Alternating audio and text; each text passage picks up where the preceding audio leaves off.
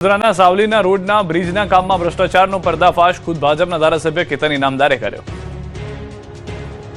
Road અને બ્રિજના કામોમાં ભ્રષ્ટાચાર થતો હોવાની ફરિયાદો કોંગ્રેસ નેતાઓ અને સ્થાનિક લોકો તો કરી જ રહ્યા છે, પરંતુ આ વખતે ખુદ ભાજપના ધારાસભ્ય કેતન ઇનામદારે બ્રિજના કામમાં ભ્રષ્ટાચારની પોલ ખોલી છે। વડોદરાના સાવલી તાલુકાના પરથમપુરા ગામ પાસે આવેલા મેસરી નદી પર 24 કરોડના ખર્ચે નિર્માણ પામેલા બ્રિજના કામમાં થયેલા ભ્રષ્ટાચારના આક્ષેપ સાથે ભાજપના ધારાસભ્ય કેતન ઇનામદારે મુખ્યમંત્રી ભૂપેન્દ્ર પટેલને પત્ર લખતા રાજકીય ગરમાવો આવી ગયો।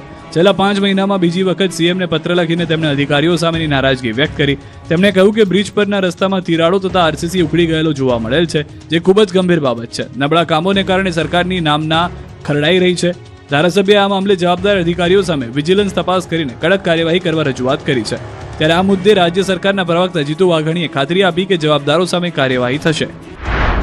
જે કંઈ બાબત ધારાસભ્યશ્રીના ધ્યાનમાં આવ્યું છે તો મુખ્યમંત્રીશ્રીએ કહ્યું છે એનું મોનિટરિંગ કરવાની પણ સૂચના આપી છે।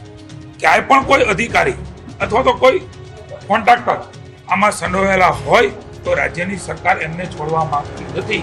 આ નીતિના આધાર ઉપર હંમેશા ભૂપેન્દ્રભાઈ ખૂબ સંવેદનાથી રાજ્યની જનતાનો પૈસો એ સારી રીતે ગુણવત્તાયુક્ત વપરાય એમના માટે અવારનવાર જિંદગી આપી છે। કોઈ પણ આવું કરતા હશે, આવું કંઈ પણ થયું હશે તેના ઉપર ચોક્કસ કડક એક્શન લેવા માટે રાજ્યની સરકાર એ તૈયાર છે અને એક્શન લેશે। આવું અવારનવાર મુખ્યમંત્રીએ કહ્યું છે, હું પણ સરકાર વતી કહું છું।